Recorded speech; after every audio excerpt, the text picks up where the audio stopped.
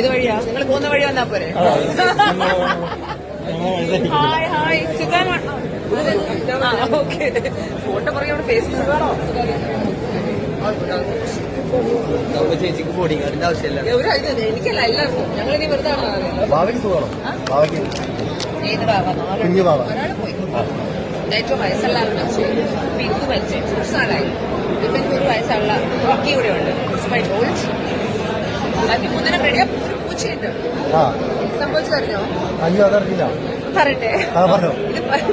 അമ്മ, ഞങ്ങൾക്ക് പെൺപൂച്ചയാന്ന് വിചാരിച്ച് ഒരു പെൺപൂച്ചയെ കിട്ടി. അത് ആൺപൂച്ചയായിരുന്നു.